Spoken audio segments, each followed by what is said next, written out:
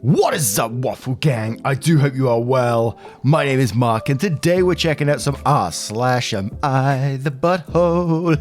I've done it again. If you are new here, please consider hitting that like, that subscribe, and maybe that notification bell too, as it all massively helps out our channel.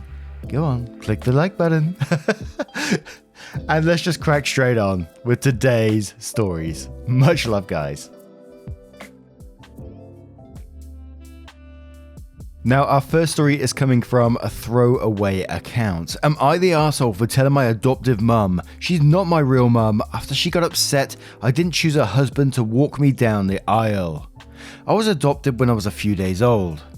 When I was 6, my parents got divorced, and ever since, it seems like my mum wanted to squander the relationship between my dad and I because she was bitter my dad started seeing someone else after they got divorced. She was upset the judge gave him 50% custody and tried to change my last name to her maiden name when I was 8, but I refused. I was always close to my dad and knew he was the one that sought out my adoption. He's the infertile one. My mum has bio kids with my stepdad, ever since I was young. He's a great dad that involved me in his hobbies. I'm now a violinist because of him, and he taught me a lot. I met my stepdad when I was 13, and we got along, but I never called him dad, and we have a pretty formal relationship and aren't that close. My dad and his girlfriend ended up moving to Paris for his job when I was 15, and my mum decided that it would be an opportunity she would use to stop my relationship between my dad and I. She tried to tell me he moved away because he didn't really love me and that his job doing art is more important than me. And that my stepdad spends time with me and sees me every day, but I won't call him dad and other things. My dad and I still FaceTimed and text, and even he bought me tickets to visit them during the summers, but my mum refused to let me. He moved back when I was 18, and our in-person relationship continued, pissing off my mum even more. I've been with my fiance for 3 years, and we're getting married in a very small familial ceremony in the fall. For some reason, my mum thought I would have my stepdad walk me down the aisle. I was very confused, and I told her I would be having my dad walk me down the aisle. She gets angry if I mention my dad, so I don't bring him up when I'm around her, but she's very aware we're still in daily contact, and I see his wife and him every week. She got upset and started ranting that he was barely there for me and even left the country and that he's not my real dad. I just looked at her and said, he's as much as my real dad as you are my real mum, so if he's not my real dad then you're not my real mum. She started crying and left. I feel bad, but I don't see how I'm wrong. My sister called me saying I'm a really big asshole. Now this one reminds me of a story that was fairly similar we had a couple of weeks ago, and obviously it was going to be a not the arsehole. From reading the facts in the story, you can clearly see that this one's not the arsehole at all, but it did raise some questions and people were bringing it up in the comments as well, saying stuff like why is your mum that jealous and being so, manipulative in this situation? What did your dad do to make her this way after the breakup? Is it really that she's just jealous of that he's moved on and found someone else? Or was there something deeper going on when they broke up? Was the breakup really that bad between them? And I'm not excusing mum for her behaviour in this situation, absolutely not, because personally I always see that, you never try to separate your child from their bio dad or any healthy relationships they have after the fact. It's just not right, is it? So I will say not the arsehole in this situation, and we'll move on to the comments to see what they say, and we'll start with Laughing's Better saying, not the arsehole, please make sure all your wedding plans have a password to change details. Your mum sounds pretty controlling and might try to sabotage as revenge.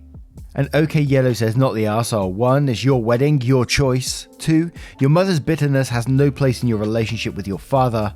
3, she wanted to say he wasn't your real dad, then she's not your real mum. You stated a fact, she went there, not your fault she couldn't handle it coming back.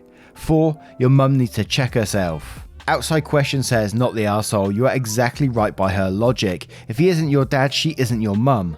More importantly, it seems like he's been there for you more than she has. If anything, he's more of a parent to you. Her bitterness and jealousy is her problem to deal with, not your issue to cater to. And OP replies to this one saying, thank you. All my siblings are telling me I'm evil, and my stepsister, who just had a baby, told me she wouldn't contemplate her life in her daughter ever said anything so hurtful, and that I won't understand until I become a parent. I of course see my mum as my mum. I was just trying to use her logic against her. Now my family's saying my mum can't look at me the same anymore and I just feel overwhelmed, but I didn't do anything wrong. It's a lot. And TX Fun and Adventure says, you're not even remotely the arsehole here. Your mother, well, that's a different story. Parents forget their children have perception and understanding of situations as well. And you can see your mother's actions for what they are. She has anger for your father that frankly after all these years and another marriage should let go, but unfortunately she uses it on you. You're doing the correct thing and not the arsehole. And Paradox Jinx says, not the arsehole, your mother has no right to undermine the healthy relationship you maintain with your father. And we have one more from Sailor Princess 28 saying, not the arsehole, she needed a reality check and you gave it to her. She wants what she wants and has no regard for your feelings or relationship with your father. Please inform her that if she doesn't like the way your words made her feel, she makes you feel the same every time she tries to exclude your father from your life. She needs to grow up and get over herself. Now, what do you guys think of this story? Do you think there's more going on in the background? And as I said, not that excuses mother, but do you think there is more going on? Let me know your thoughts in the comments below and we'll move on to the next story. And our next story comes from Attack Poodle 94. Am I the arsehole for telling my mum to get life insurance before I'll agree to being a guardian for my sisters? I, 27 female, have two younger sisters who are 8 and 10. I love them dearly, they are amazing little girls and I'll do anything for them. Recently, a friend of my mum's died and it caused a whole issue because she was a single mother and there was a huge fight about custody of her daughter. It ended up with her moving away from where she lives now and she's having a really hard time adjusting.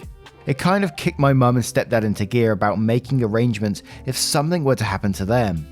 My grandparents can't take them, they're too old now, they'd never be able to manage. They don't speak to my stepdad's family or my mum's sister. So my mum asked me. I told her that I would, but she and her husband both need to get life insurance. I don't make that much, I can't support 2 kids, and I work full time. My mum was furious, she just wants me to make sure they're looked after if something awful were to happen. And I get that, but I make under $19,000 a year working full time. I'd have to go down to part time, which means I'd be on even less. My grandparents would obviously help, but they're both flirting with their 90s and won't be around forever. I don't have a partner, it would be just me. The last thing I want is for my baby sisters to go into care, but I can't look after them with no money. Life insurance is an expense that they could probably do without paying, but if they want me to raise my sisters, I'm going to need financial help. Obviously, there's very little chance of something happening to them, but there was very little chance of something happening to her friend. It was a total freak accident. They're both not happy with me, and my grandparents are staying out of it. And again on this one, absolutely not the arsehole. They're asking you to take on a huge responsibility, and I know you would do it out of love anyway by the sounds of it, but this is the smart thing to do. And I can't believe the parents have the cheek to just expect you to take kids without any sort of backup whatsoever. They should try to be making things as comfortable for you as possible if something were to happen. Trying to put myself in the parents' shoes, I'd be thinking I'd want all my kids to be as comfortable as possible afterwards. In my hypothetical situation, they'd already be dealing with grief and things like that, and the last thing I want them to do is be worrying about bloody money. You know what I mean? So absolutely not the arsehole. You're being totally realistic and you need to stick to your guns on this one as well. But Never a Thought says not the arsehole. If they're concerned about making arrangements, they need to make all the arrangements. I've recently learned firsthand how much of a game changer life insurance is. Even if they don't die for 40 more years, it will still be necessary for things like paying debts and funeral arrangements. Not having it is a huge disservice to anyone they leave behind.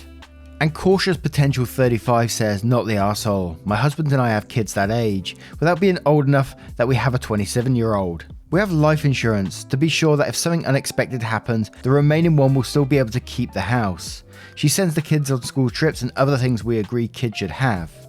And California Jade says, why are they upset? You're being realistic. You can't afford to raise 2 children on your income, plus with 2 kids. Life insurance is a really excellent idea, and should something happen to either of them, do they own their own home and think that the sale of their home would be adequate? It's hard to understand their thinking. Not the arsehole. And In Anna's Pocket says, not the arsehole. It is a completely reasonable thing to ask. I actually think it's irresponsible for anyone with young children to not have life insurance. And the comments continue following this trend, so we have one more from Master Manipulation saying, not the arsehole. As an older sibling, when discussing this with parents, we all agreed life insurance is a must. Now, what do you guys think of this one? Do you have a different perspective on this? Let me know your thoughts in the comments below and we'll move on to another story. Now this next story, which I think might be a common occurrence, so I thought I'd read this one, which is Ice Demonmon CF 1990 saying, am I the arsehole for ordering a more expensive drink on a night out? So I was on a night out with my father, girlfriend and a few cousins. We went to a place and put £20 each into a whip. Pot of money, which we order a round of drinks till it's gone. Sorry to laugh at that. Me and my friends always used to call it a walnut whip, which is a whip round. After a few pints, I fancied a spiced rum, of which I usually have a double measure. There were a couple of extras on this round too, and it came to £5, more than the average. My father immediately blames me for the rising cost, so to save any arguments, I just switched back to beer for the rest of the evening. One of our cousins asked me if I switched back to beer because of his comment and says not to be silly if that was the case. I just said no, I only fancied the one. Today, however, he decides to pull me and educate me that it's rude to order a more expensive drink than everyone else. Am I the arsehole? Now hear me out first, because I kind of get the logic. As someone who goes to the pub. And I kind of understand where OP might be coming from. Like, you drink a few pints in a night, you know, if you're 4 or 5 deep and you start getting bloated and stuff like that, so you'd like a short. So I kind of understand why he would switch to a spiced rum or a short drink just like that. But the problem is, and putting myself into that person's shoes, and I'm not sure what their etiquette is on whip rounds and stuff like that, because usually when I go on a night out, I don't care what's happening with the money, as long as everyone's having a good time. However, putting myself in OP's shoes in this situation and that happening, and me fancying a shorter drink rather than, you know, a pint, I think I'd be too embarrassed to, you know, ask for a double short, knowing it's going to cost everyone would be buying that drink rather than it being shared equally. So it's hard. I don't want to call you a massive arsehole, because you're not a massive arsehole in this. It was just a mistake. So a very light arsehole from me on this one. And we'll start with Lisp off saying, you're the arsehole. If everyone is going on drinks like that, it's assumed that everyone will be drinking similarly priced items. It's not fair to put in an equal amount of money, everyone order beer relatively cheap, and then one person order a mixed drink, relatively pricey. Most mixed drinks where I am are double the cost of a domestic beer, so you really got one drink for the price of two and shorted someone else a drink. Your spiced rum should have been brought outside the whip/pot. And Jub says, you're the arsehole. Yes, if money is pooled, then drinks should all be around the same cost. If someone is having more expensive drinks, it means everyone else misses out. Buy your own expensive drinks next time. And Hillman314 says, sorry, but you're the arsehole. If everybody contributes an equal amount of money in, but somebody takes a larger amount out, with more expensive or more rounds for drinks, that seems greedy. Other people are subsidizing your drinks instead of equally splitting. It's like going to a restaurant with a friend and you order lobster, they order soup, and then you split the bill. Been in that situation before. And Danny B3 says, if you're all putting in money to share, you should be taking the same as the others, so you're the arsehole. It's just good manners to not take more than your fair share, or to pay the difference separately for that one drink. And we'll have one more from Storky0613 saying, you're the arsehole, but gently. If it were me, I wouldn't have minded you order the one more expensive drink, but also, if I were you, I would have tossed a bit extra into the pot to make up for it, especially if someone complained. And I just did scroll down a little bit further as well, and there was a comment from OP who says, at this point I'd like to point out that my cousin even said to me to continue drinking rum if I like, and to not listen to my dad's complaint. Like I said, I didn't mean to cause any issues, and in all honesty, if I had known just how much more it would have cost, I wouldn't have bothered, because I can't justify a few extra pounds for a shorter drink. But again, I'll accept that the general consensus is that it's bad manners. In closing, at the end of the night there was just over £12 change from the pot, which went in my father's pockets anyway. What? Is that a twist in the tail I hear right here? I think the father's the arsehole. If he's pocketing the money at the end of the night, it needs to be split equally. That's not how the pot works. My word. What do you guys make of this one? And we move on to the next story. Wow, a twist right at the end. That's a first. And our next story comes from Unending Tylus. Am I the arsehole for saying I wouldn't wear a suit at a wedding? That already happened. I attended a co-worker's wedding a little over a month ago. I'd known about the wedding since February-ish and was invited. It was on a Sunday. Problem is, I work on Sunday by myself. I couldn't get the day off even a few months beforehand because we have no casuals to fill in due to the skeleton crew. The ceremony was set about 45 minutes after work and I would not have time to change, then head back. I don't like shopping for clothes, wouldn't know where to get something nice, and I'm hypersensitive with clothes. The bride, Kay, asked me what I was wearing and I said the nicest button-up shirt I could find and some slacks, but I have to get changed in my car like the classy bitch I am. She asked why not a suit. I said I have nowhere to get changed. She said, and I quote, "That's fine, just try the best you can. It is more important to me that you're there anyway." Now, I don't have a suit. I don't have dressy clothes. I work in a low-level manufacturing role and I've never really been to an event that has necessitated a suit. Funerals, weddings, interviews. Nah. I iron my clothes, beige slacks, pastel pink button-up, no dress shoes, don't have them. I got a comment from some old woman, just shrugged and said bride doesn't care. Did the wedding reception, drove home. Now this is a few days ago. 3 of my co-workers were busy and we're talking about drinks. One co-worker says he loves to get dressed up and hit the town. They started talking about clothes. I say, oh yeah, I don't have anything really nice. It's why I dress like a cartoon character. They know I wear very similar clothes because I latch onto a brand that I like and tend to stick with it. Another co-worker says, oh, you don't have a suit or anything? I say no. He goes, so you've never been to anything big?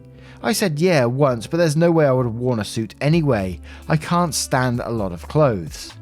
Kay overheard me and got annoyed. She dragged me to the side and asked if I had the time I would have worn a suit. I said no. It's been super cold recently and barely speaking to me. Am I the arsehole? And we'll start straight away with this one with Raspberry Red saying soft you're the arsehole. You didn't have a suit and didn't buy one for a wedding. That's okay. You wouldn't have anywhere to change anyway. But you didn't have to tell the bride that you wouldn't have worn it anyway. It's important to her. She didn't make a fuss because you're important too, and she just wanted you there. But you could have been nicer and said that if you had one you'd have worn it, just for her sake, so she wouldn't get upset. Then there'd be no arseholes. Your reaction was just a little tactless. And Zebedee says, I don't understand what the difference is in changing into trousers and a shirt in your car and changing into a suit in your car. A suit is just a jacket over the top of those things, but mildly you're the arsehole. And if you're sensitive with clothes, I'd go suit shopping now while you aren't under time pressure. You'll need one at some point. And Redditor says, soft you're the arsehole. Saying you wouldn't have worn a suit to a wedding when you know Kay wanted you to is rude. It's clear she wanted you to because she asked why you weren't wearing one initially, and then agreed because she wanted you there. And we'll have one more from Firefly232 saying and quoting, I've never really been to an event that has necessitated a suit. Funerals, weddings, interviews, nah. And then says, you just went to someone's wedding. Edited to add, life events will keep happening. You mentioned that you have a sensitivity to certain clothes. You might want to consider looking for a suit or something dressy looking now, before you really need to. If you want to smooth over Kay's feelings, reminder that you had to get changed in your car and would not have been able to wear a suit. Now, what do you guys think of this situation? How do you think OP handled it? Were they, right? Should they have just made an effort and got the suit? Or do you think they was just tactless in their approach to the bride after the fact? Let me know your thoughts and we'll move on to the next story.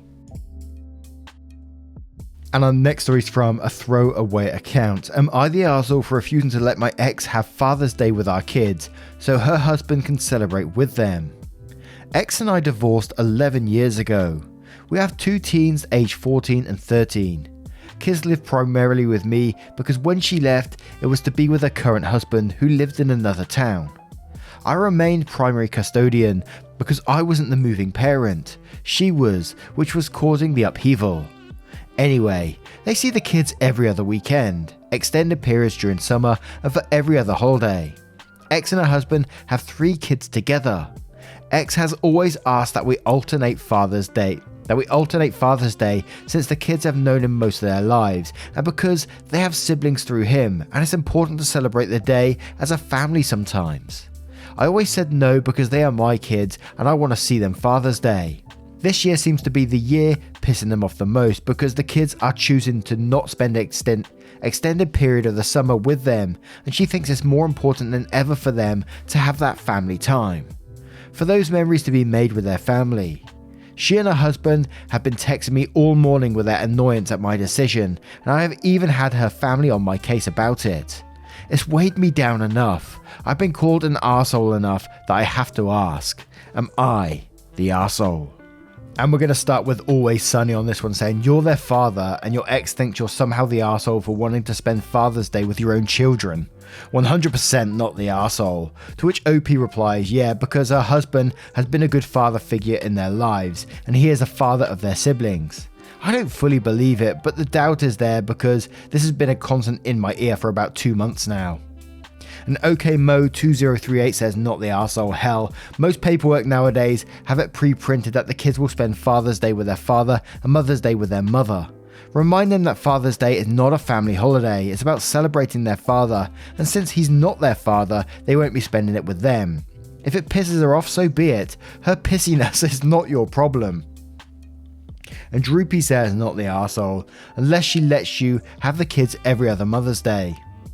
And Neon Anonymous says, so my ex and I separated when our kid was 1.5 and has no real memories that don't involve her stepdad, my husband, and stepmom, ex's wife.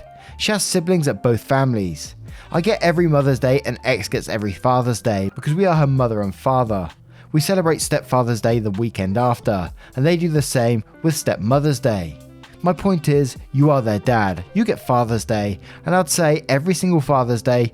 They're also in an age now where they can and should be expressing where they want to spend their time, and you and your ex have to honour and respect that, even if it's not what you want. You're 100% not the arsehole.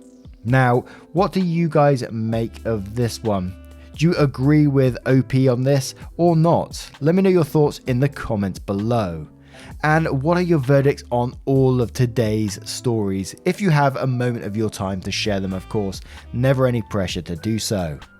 A huge thank you from the bottom of my heart for spending 20 minutes or so with the channel today and getting involved. You make a huge difference in what you do. And if you do have a moment of your time, would you please consider clicking that like button as well, as again, it hugely helps out.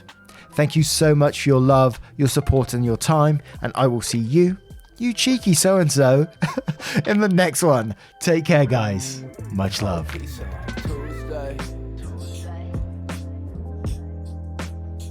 I got food up in the fridge.